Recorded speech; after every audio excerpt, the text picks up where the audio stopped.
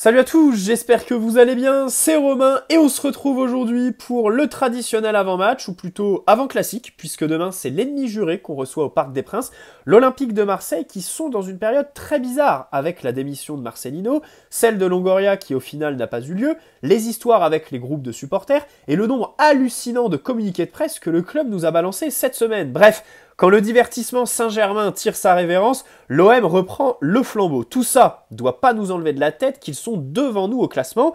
Ils ont 9 points quand on en a 8. On a une défaite vendredi dernier contre Nice en Ligue 1, quand eux sont toujours invaincus. Évidemment, on espère que tout ça changera demain, et d'un point de vue tactique, ce qui nous intéresse pour cette vidéo, l'OM est passé du 4-4-2 assez stérile, ennuyeux de Marcelino, à un 4-3-3, 4-2-3-1, voyez-le comme vous voulez, très plaisant. Jeudi soir contre l'Ajax Amsterdam, match nul 3-3, qui a redonné de la confiance, du caractère aux joueurs marseillais et aux supporters avant ce classique demain soir, donc contexte absolument hystérique chez eux. Alors, premier point, déjà contre l'Ajax, ils se sont beaucoup plus livrés. Demain soir, s'ils font pareil, ça devrait promettre un match plaisant, à la différence de celui contre Dortmund, où on a affronté une équipe en 5-3-2, un système qu'on va évoquer pour l'OM un peu plus tard. D'un côté, contre l'Ajax, ils montrent beaucoup de personnalité, puisqu'ils sont menés 2-0 au bout de 20 minutes, ils remontent et au final ils font 3-3, donc ce caractère, il faudra évidemment s'en méfier. D'un point de vue offensif, la production, normalement, sera beaucoup plus intéressante que celle de Dortmund plus tôt dans la semaine, déjà parce que l'OM va jouer avec un vrai numéro 9, et un milieu de terrain qui techniquement va nous imposer un vrai défi, voilà, parce qu'on va avoir des joueurs d'instinct. Bien évidemment, la question a été posée à Luis Enrique en conférence de presse aujourd'hui sur Unai. Hein. Il y a aussi Harit, alors Harit qui est en balance avec Ndiaye et Ismail Assar, on verra qui sera titulaire. Mais voilà, le PSG va avoir de gros enjeux, mais de l'autre côté, ils ont fait beaucoup d'erreurs. Voilà. La charnière centrale Gigot Mbemba, qui devrait ne pas être reconduit demain avec, par exemple, le retour de Balerdi, ça n'empêche qu'ils ont défendu n'importe comment plusieurs situations de jeu que nous, on sait exploiter. Par exemple, les centres. Voilà. Mbemba, Gigot, la défense dans la surface de réparation, ça a été catastrophique. Là, tu pourrais être en la faveur d'une titularisation de Gonzalo Ramos, et d'Ousmane Dembélé, puisque le PSG de Luis Enrique centre beaucoup, puisqu'on cherche en priorité les ailes, et Dembélé est un bon centreur, on a obtenu un penalty contre Dortmund là-dessus. Gonzalo Ramos est meilleur que Kolo Muani pour les reprendre de la tête, puisque même si Kolo Muani semble physiquement mieux armé, son jeu de tête est un défaut. Alors que Gonzalo, lui, c'est un vrai point fort chez lui. Les coups de pied arrêtés aussi, ça c'est un vrai sujet au PSG, puisque que ce soit Lee Kang-in sur les 2 premiers matchs ou Dembélé qui a repris le flambeau derrière, on les tire pas très bien. Cette semaine, on a eu un papier de l'équipe qui nous disait qu'au campus PSG, il y avait beaucoup de vent. Et du coup, pour travailler les coups de pied arrêtés, c'est compliqué. Les trajectoires, elles sont rapidement modifiées, et ça pourrait expliquer ça. Enfin, tout à l'heure, en conférence de presse, je la regardais. Je ne sais même pas pourquoi je regarde ça. Quand Luis Enrique a signé, je me suis dit, mon quotidien de supporter va être embelli par les conférences de presse notamment, puisqu'on va avoir un entraîneur très intéressant tactiquement. C'était sans compter sur les journalistes qui posent aucune vraie question. Par exemple, ils auraient pu lui demander de confirmer cette histoire de vent sur le campus et qu'est-ce que ça modifie dans ses séances d'entraînement, le positionnement d'Achraf Hakimi, et plutôt que de s'intéresser à des individualités, nous parler de Lucas Hernandez, Unai ou Vitinha, parler un peu de la structure collective, parce que le PSG est une équipe. De Christophe Galtier, évidemment, j'attendais pas grand-chose dans les réponses, mais là, Luis Enrique, c'est dommage qu'il ne soit pas challengé, et puis la cerise sur le gâteau, c'est la réalisation technique du club, parce que les lives YouTube des conférences de presse, enfin pour ceux qui les regardent, à chaque fois sont assez cataclysmiques avec des problèmes de son et tout ça. Mais bon, on va pas trop se plaindre. Déjà, il y a une dame qui nous traduit en français en temps réel. C'est plutôt pas mal. Bon bref. Donc les coups de pied arrêtés, les Marseillais sont très naïfs. Mais de notre côté, on les travaille pas vraiment, puisqu'il y a du vent sur le campus. Et puis, on va pas se mentir, hein, Dembélé les tire pas très bien. Donc tout ça va en la faveur d'une titularisation de Gonzalo Ramos au poste de numéro 9. Mais de l'autre côté, l'OM ont pressé l'Ajax.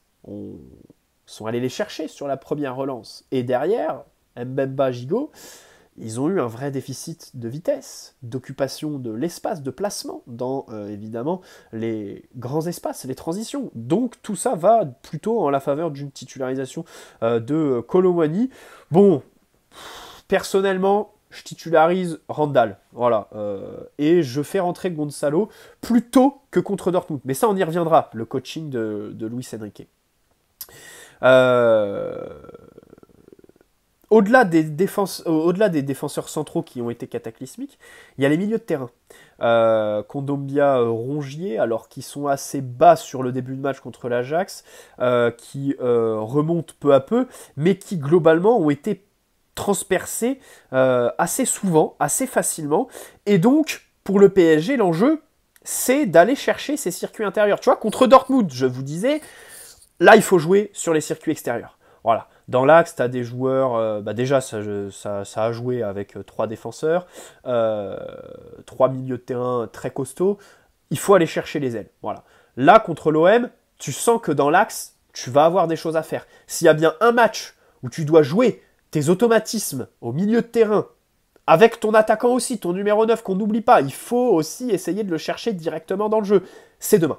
Donc, j'attends du PSG un gros travail sur nos relances pour essayer de transpercer ce milieu marseillais, voilà, qui a vraiment pas du tout été parfait contre l'Ajax. Alors c'est facile de retenir les erreurs de Mbemba et tout ça, de Paul Lopez aussi, hein, sur le premier but qui recule inlassablement. Mais il y a aussi le milieu de terrain marseillais que je voulais mettre en avant dans cette vidéo. Voilà, donc il faut absolument avoir la personnalité pour Marquinhos, Skriniar. Mais Skriniar, encore une fois, il est axe gauche alors qu'il est droitier.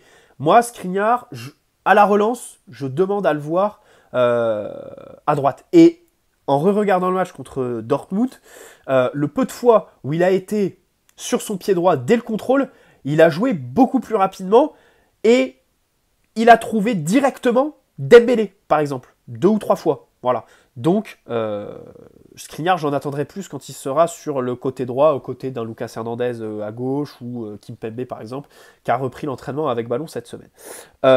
Donc Marquinhos, Ugarte bien évidemment, Vitinha, Warren dans le placement, voilà, Hakimi aussi avec son nouveau rôle. Et bien sûr, autre enjeu du côté de l'OM, c'est ce côté droit, avec Klose qui est évidemment homme du match jeudi soir. Alors, Unai qui se balade un petit peu, mais qui va sur ce côté droit pour eux, côté gauche pour nous. Et Harit Ndiaye, qui permutait un petit peu jeudi soir. On verra là qui sera titulaire demain soir. Mais globalement, ce côté droit est quand même un vrai défi. Là où tu as Mbappé qui se replie pas, mais qui de l'autre côté va imposer un vrai défi à l'OM aussi, on n'oublie pas. Vitinha, voilà, d'un point de vue physique, il va falloir être très rapidement sur son vis-à-vis, voilà, avoir un sens de l'espace, du placement, une lecture du jeu très importante pour pas laisser de place à la créativité d'un Unai. Et puis, Lucas Hernandez, qui va devoir museler Harit ou un autre, comme il l'a fait mardi soir sur Adeyemi. Lucas Hernandez qu'on attend tout particulièrement, puisque avec l'OM, il a une histoire tout particulière, puisqu'il s'en est revendiqué une longue partie de sa carrière, et bien sûr, ça a entaché ses débuts, enfin, entaché, je sais pas si c'est le mot, parce qu'il y avait la story de Romain Mabille, les supporters qui ont fait la banderole lors du premier match contre Lorient, et sur la dynamique actuelle, Lucas Hernandez reste en Ligue 1 sur son moins bon match. Contre Nice vendredi dernier, c'était compliqué, même si contre Dortmund, il s'est repris. D'ailleurs, quand il est sorti, on pensait qu'il était blessé. Au final, tu le vois rigoler sur le banc, il va chanter à la fin du match devant les Ultras, et il était à l'entraînement collectif en fin de semaine. Donc, visiblement, il a rien. C'est comme dans l'après-match contre Lorient en août, je crois qu'il loupe un entraînement où il reste en salle. Ça y est, on se dit, mince, il a rechuté. Et au final, il est titulaire contre Toulouse. Il fait 80 minutes la semaine d'après. Donc voilà. Ce côté droit marseillais qu'il va falloir museler, puisque Klose, évidemment, est très très bon. Et puis, bien sûr, ça emmène vers le dossier de Luis Enrique pour ce début de saison, les transitions défensives. Enfin, les transitions défensives et la relance, bien sûr, hein, parce que, voilà, pour nous, il va falloir, comme je l'ai dit, jaillir dans les pieds, comme Ugarte sait le faire, très rapidement, puisqu'on va avoir quand même une des équipes avec le plus de talent de toutes celles qu'on a affrontées depuis le début de la saison. Voilà. Surtout que la saison commence à faire, d'un point de vue physique, alors, Harit revient tranquille de sa longue blessure, Unai de sa mise au placard par Marcelino, donc ça prévaut pas vraiment la montée en puissance physique, ils sont en décalage, mais quand même, voilà, on est quand même, voilà, fin septembre, ça commence à y aller. Par exemple, Unai, sur les relances, il va falloir être tout de suite sur lui parce qu'il est capable d'éliminer avec sa morphologie très atypique, de trouver des angles de passe très très intéressants. Et j'insiste vraiment sur les transitions défensives, la perte de balle, parce que justement Unai, quand il arrive dans le dernier tiers, je trouve qu'il manque un petit peu de justesse. Peut-être qu'il prend trop son temps, fait la touche de trop. Alors il a une vraie frappe bien évidemment, mais il en envoie dans les tribunes contre Amsterdam jeudi. Donc, tout de suite, aller les chercher. Et puis, bien sûr, à la relance, euh, éviter de se faire peur, travailler les circuits, avoir des relais intérieurs. Et évidemment, nos milieux doivent être beaucoup plus mobiles quand Donnarumma a le ballon pour avoir des relais dos au but, voilà, qui se retournent aussi très rapidement. Après, je suis pas sûr que l'OM voilà, fera un pressing tout-terrain des grands soirs. Mais quand même, voilà. D'ailleurs, pour l'OM, on peut se poser une question. Quelque chose qu'on a vécu contre Dortmund, c'est l'adversaire qui, par surprise, se présente en 5-3-2, alors que c'est pas leur système habituel. Demain, alors cette option peut s'envisager du côté de Marseille, parce que la charnière centrale n'est pas en confiance. Premier point. Donc rajouter un joueur pour gérer la largeur et les grands espaces, ça pourrait être intéressant. Et surtout, ton point fort, c'est Klose, qui est à droite. Le mettre dans une défense à 5, donc le libérer de certaines tâches défensives pour avoir plus d'ambition et plus de liberté pour lui, ça pourrait être quelque chose d'intéressant pour les Marseillais. À surveiller, bien évidemment, ça... Je ne pense pas que ça n'arrivera. Hein. Je pense qu'ils vont garder leur 4-3-3, 4-2-3-1 avec Kondogbia, Rongier et puis donc Unai qui se balade dans un rôle de 8-10. Bref. Aussi, j'espère que Luis Enrique fera son coaching plus tôt que contre Dortmund. Voilà, j'ai trouvé que si l'équipe tire la langue sur le dernier quart d'heure, c'est aussi parce que l'entraîneur ne change pas assez rapidement ses joueurs. Et pourtant, cet été, s'il y a bien quelque chose qu'on a fait, c'est doubler les postes. Par exemple, Barcola pour Dembélé qui finit le match complètement carbonisé, j'ai pas trop compris pourquoi Luis Enrique ne l'a pas fait mardi soir. Voilà. Donc demain, vraiment, faire rentrer Barcola à la 60e, pour moi, c'est une nécessité. Alors après, vous me direz, bon, on n'a pas de match en semaine. Le match qui suit, c'est contre Clermont samedi prochain. Donc autant vous dire que ce sera un match tranquille sur lequel on devrait faire tourner, puisque derrière, on enchaîne sur le déplacement à Newcastle. Donc voilà, mais quand même, j'aimerais du coaching par Luis Enrique. Bon, revenons sur l'actualité de la semaine que je n'ai pas traitée en vidéo. D'abord, Vitinha Messi. Rappelez-vous cette information L'équipe, le journal L'équipe que j'aimerais tabasser. Parce qu'encore une fois, aux abords d'un match de Ligue des Champions, ils ont fait très fort, voilà, un média très malsain, puisqu'ils nous sortent l'info de Vitinha Messi qui aurait insulté le Portugais en lui disant en plus d'être faible, tu me fais mal, à un entraînement en janvier. Il nous raconte que, alors après le match, il nous sort une info comme quoi Luis Enrique préférait Nuno Mukiele quand ils sont de retour pour les grands matchs plutôt que Hakimi Nuno ou Hakimi sur le terrain. Le campus, ils nous disent que les équipements sont de pied de qualité, venteux, bruit de l'autoroute, Nasser qui se plaint qu'il n'a pas de bureau. Et si on va encore plus loin, leur une après PSG Dortmund est loupée. Puisqu'ils mettent Hakimi en gros, ils mettent comme titre Hakimi MVP, alors que c'est plus le match d'une équipe quand même, tu vois. Mettre Hakimi tout seul comme ça, même ça, j'ai pas aimé en fait. Je suis peut-être rabat-joie, mais c'est pour appuyer ma critique du journal L'équipe. Bon, qui ont balancé donc cette image, cette info sur Vitinha Messi. Vitinha qui a démenti le soir même parce que ça a pris de l'ampleur du côté du Portugal. Mais les démentis, on sait ce que ça vaut. Hein, en période de mercato, on en fait l'expérience, notamment celui de Neymar Senior, une semaine avant la signature de son fils en Arabie Saoudite. Et surtout, quand tu déments quelque chose, ça rajoute de la crédibilité à tout ce que tu ne déments pas, évidemment. Voilà. Tu déments l'embrouille avec Messi, mais ce qu'on voyait, c'est aussi celle avec Mbappé fin août, celle avec Neymar à Monaco, et là j'embrasse mon pote qui était au stade à Louis II ce jour-là et qui m'a répété à chaque fois que je le vois, qui me dit « Oh là là, cette embrouille, Neymar, c'était dingue comment il a hurlé sur Vitinha, et en plus, Visiblement, ça a continué dans les vestiaires. Donc, tout ça me fait dire que le démenti, alors peut-être que ça s'est pas passé, bien évidemment, mais je pense que la réalité des relations entre Vitinha et les stars de l'équipe l'année dernière était grosso modo ce qui est décrit dans l'article du journal L'Équipe. Voilà, tout simplement. Voilà. Alors j'ai tabassé l'équipe pour au final leur donner raison. Enfin, leur donner raison, non. Dans le sens où je pense quand même qu'il y avait des problèmes Vitinha avec les stars. Voilà, même si l'équipe ont un timing ultra malsain.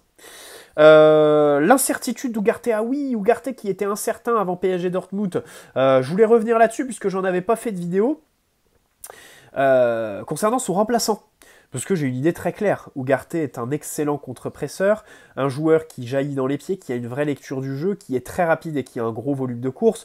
Tout ce que Danilo n'est pas. Tous ceux qui voudraient mettre Danilo au milieu de terrain, je suis absolument pas d'accord là-dessus. Problème de réactivité, sur les premiers appuis, il est lent, même si, je vous l'accorde, une fois lancé, Danilo n'est pas ridicule, il est plutôt rapide, mais encore une fois, sur les premiers appuis, pas trop de tonicité et d'explosivité. Techniquement, j'en parle même pas, et donc en matière de contre-pressing, là, tu prends un virage à 360. Bon, t'as Warren, qui connaît le poste. Mais le pauvre, déjà qui va partir sur une saison à 50 matchs en relayeur droit, si en plus on le balade sur le terrain et qu'on l'envoie à un autre poste, autant le mettre sur le bûcher directement. Voilà. Peut-être que si en tant que relayeur droit, la dynamique se casse un petit peu, qui fait des matchs un peu moyens, et que le changer de poste pourrait lui offrir une bouffée d'air frais, ok. Mais à l'instant T, non. Pour remplacer Ugarte, je pense évidemment à Marquinhos. Voilà, Marquinhos, je donne raison à Tourelle. Même si là, à l'instant T, c'est difficile, puisque mettre Marquinhos au milieu de terrain sur Ugarte, c'est mettre la charnière Skriniar-Danilo, qui est évidemment un des running gags du PSG cette année. Une charnière très peu complémentaire, très peu rapide, hein, puisque les deux tirent une charrette. Mais on va retrouver Nuno Mendes qui va permettre de faire rebasculer Lucas Hernandez dans l'axe, Kimpembe, Mukiele qui est opérationnel, hein, qui était sur la feuille de match mardi soir contre Dortmund et demain il le sera aussi. Voilà, Kimpembe.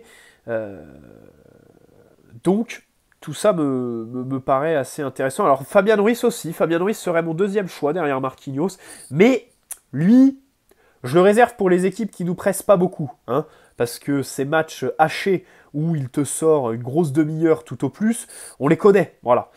Donc face à des équipes où il joue en pantoufle pour faire jouer sa qualité technique, qui ça par contre est indéniable, je suis d'accord, voilà. Autre information, PSG Strasbourg, qui se jouera le samedi 21 octobre à 17h. On a tabassé la Ligue pour leur calendrier du début de saison, à nous mettre par exemple PSG Lens très tôt avec deux équipes qui n'étaient pas forcément prêtes physiquement pour un grand classique de la Ligue 1 des dernières années. Là, je dois dire, merci la LFP, puisque le 21 octobre, c'est sortie de trêve internationale, donc évidemment jouer le samedi soir plutôt que le vendredi, c'est mieux pour que nos Sud-Américains aient une nuit en plus pour se remettre du jet lag, un entraînement en plus pour tout le groupe, et derrière, tu joues Milan le mercredi qui suit, le 25. Donc tu auras 4 jours complets pour te reposer. En plus, samedi à 17h, ça veut dire que les joueurs seront rentrés chez eux tôt, ils pourront se coucher tôt, bref. C'est très bien. Ce PSG Strasbourg est très bien calé. C'est une bonne nouvelle qu'il faut signaler. Au rayon des blessures, Mukiele, comme je l'ai dit, il peut jouer. Hein, on se souvient de son très beau classique contre Marseille au Vélodrome. C'était quand? Le 27 février de cette année. Hein, alors qu'il revenait de plus d'un mois de blessure. Il avait été très très bon, aussi bien défensivement qu'offensivement. Rappelez-vous, on essayait de le chercher sur nos circuits de relance en tant que point d'appui. Parce qu'il était grand physique. Galtier demandait ça. Bref, c'était une autre conception de la tactique. Hein. C'était un autre temps. Kimpembe et Nuno sont encore trop justes. Concernant Kimpembe, alors il a repris l'entraînement avec ballon hier, mais tout seul sur le terrain. Évidemment, là se pose la question de la fin de contrat. En juin 2024, on va suivre ce dossier de très près. Mais j'ai quand même hâte de voir Kimpembe dans cette équipe de Luis Enrique, à savoir un défenseur très agressif, qui défend en avançant, et qui donc, dans ce bloc très haut, devrait, je pense, se plaire. Voilà. Si on continue à avoir ses ambitions, bien évidemment. Et puis Nuno, il prend part à des exercices collectifs, mais pas toutes les séances. dans leur intégralité. Donc, on a des bonnes nouvelles. C'est plus avancé pour Nuno que pour Kimpembe. On a aussi appris que le club lui a fait travailler, Nuno, la musculation en salle. Alors, je vois pas trop l'intérêt, je vois pas trop ce que ça apportera à son jeu. Il n'en avait pas forcément besoin. Voilà, on sait que les joueurs, quand ils reviennent musclés, en général, ça change pas grand-chose à leur jeu. On se souvient de Thilo Kehrer après le confinement en 2020, où il revient stock comme Thibaut InShape, et au final, ça ne l'empêche pas d'être nul, comme d'habitude. Mais voilà, là, l'idée, c'est aussi de faire du renforcement musculaire pour limiter le risque de blessure par la suite. Moi, ce que j'espère surtout, c'est que Luis Enrique a pris un peu de son temps, ou au moins un de ses adjoints, pour faire travailler Nuno tactiquement. Ça, blessé ou pas, tu peux le bosser. La défense dans ta surface, la couverture du second poteau sur des situations de centre, ça me paraît être les plus gros défauts de Nuno à l'instant T, donc lui faire travailler ça, en plus de la montée en puissance physique et un retour à la compétition qu'il va falloir gérer de manière très précautionneuse. Et enfin, Lionel Messi, qui comme chaque semaine a fait sa déclaration sur le PSG, alors il a dit « De tous les Argentins, j'ai été le seul à ne pas avoir été honoré ». Bon, de l'autre côté, le garçon te disait que quand il a eu la haie d'honneur au camp des loges et le trophée, il était gêné d'avoir toute l'attention. Il faudrait savoir, est-ce que tu veux être honoré ou est-ce que tu es gêné d'avoir toute l'attention? Et puis ensuite, moi, j'imagine Mbappé jouant au Boca Junior, remportant cette finale de Coupe du Monde et demandant à Boca de présenter à la Bombonera le trophée de la Coupe du Monde. Autant vous dire que ça n'aurait jamais eu lieu. Donc à partir de là, le dossier est clos. Pour moi, il n'y a rien eu de fou à pas célébrer Lionel Messi. Et encore, le club l'a quand même fait. Hein. Sur les réseaux sociaux, ils ont bien partagé les images au camp des loges et tout ça.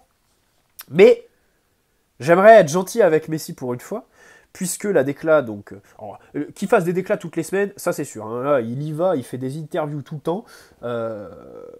Mais pour celle-là, il y a un contexte quand même, puisque juste avant cette phrase qui a été reprise toute seule, isolée, et qui donc a amené aux critiques, il dit quand même que il s'entendait bien avec les Français du PSG, et que s'ils ne l'ont pas célébré, c'est compréhensible, parce que quelque part, c'est la faute des Argentins qui les ont battus en Coupe du Monde et tout ça. Donc, j'aimerais être un peu clément avec Messi pour une fois. Lionel Pepsi. Allez, bonne soirée à tous, on se retrouve demain pour le débrief de ce classique, on a vraiment hâte.